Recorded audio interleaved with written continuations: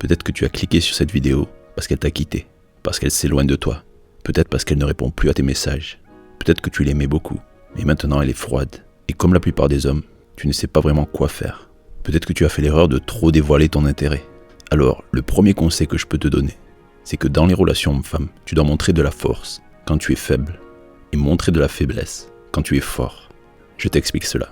La nature d'une femme, c'est de choisir l'homme qui est le mieux pour elle.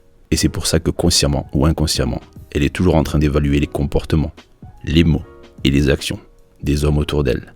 Elle veut l'homme qui est le meilleur pour elle et sa façon de procéder, c'est par élimination. Tous les hommes, tous les prétendants qui ne sont pas à la hauteur seront éliminés. C'est pour ça que souvent, on parle de test. On dit que les femmes testent les hommes.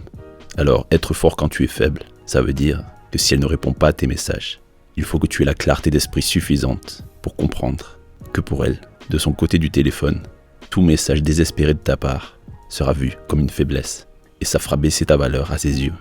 On dit que l'amour d'un homme grandit avec la proximité, alors que celui d'une femme grandit avec la distance. Mais 99% des hommes sont incapables de garder une distance suffisante avec une femme. La distance suffisante pour qu'elle puisse développer des émotions. Le cerveau féminin est un cerveau social. Elle n'oublie jamais les interactions qu'elle a eues. Elle n'oublie jamais un homme à qui elle a parlé. Alors si toi tu as besoin de lui envoyer un message parce que tu as peur qu'elle t'oublie, je peux te dire que tu te trompes complètement. C'est justement à ce moment-là qu'il faut que tu sois fort et que tu n'envoies rien. Et la deuxième chose, c'est que les femmes n'ont pas la même vision du temps. Nous les hommes, nous avons beaucoup de testostérone, 15 fois plus que les femmes.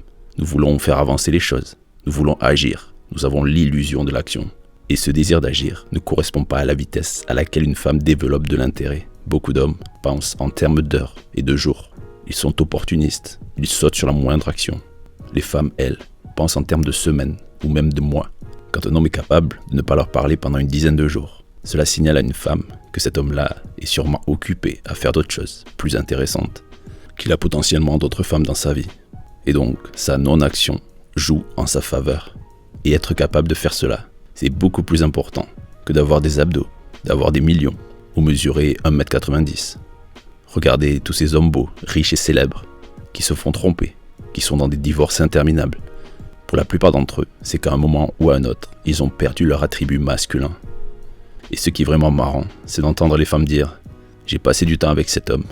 Il est beau, grand et riche, mais je n'ai plus envie de le revoir. Il ne m'attire plus. » Et ça, c'est parce que sa féminité pousse à regarder ce que tu es vraiment au fond, ce que tu es à l'intérieur de toi, au plus profond de toi. Si tu deviens faible pour elle, pour sa beauté, pour sa gentillesse, parce que tu as passé du temps à coucher avec elle, à un moment ou à un autre, tu vas perdre ton aura masculine. Alors en séduction, sachez que le but, c'est de ne pas montrer votre intérêt. C'est plutôt de montrer votre âme masculine. Montrer que vous avancez dans la vie, que vous êtes un homme abondant. Et il y a des comportements très simples pour montrer cela, pour montrer cette masculinité. Aujourd'hui, je vais en citer quelques-uns. Et dans une autre vidéo, je les expliquerai en profondeur. Les deux choses les plus importantes sont la distance que vous créez et la légèreté que vous avez dans vos interactions. Être léger, ça veut dire être présent dans vos interactions. Quand vous êtes avec une femme, ne lui parlez pas de futurs projets. Ne lui parlez pas de vos problèmes. Passez un bon moment. Profitez de l'instant. Et je sais que pour ceux d'entre vous qui sont assez intelligents, c'est plutôt difficile. Mais essayez de vous imaginer un homme qui a un QI assez bas. Un peu l'homme des cavernes. Un homme qui se préoccupe de ce qu'il a devant les yeux. Si vous faites cela, elle va passer un bon moment. Cela peut paraître étrange, mais la simplicité crée la connexion. Et ensuite, dans votre communication par message, gardez vos distances. Et ces deux choses font le combo parfait. Quand vous commencerez à faire cela, vous deviendrez l'homme avec qui elle peut passer un bon moment, avec qui elle peut être dans l'instant présent, sans se soucier de la vie, sans se soucier de se dire « Est-ce que cet homme va devenir collant? Est-ce qu'il va me suivre partout ?»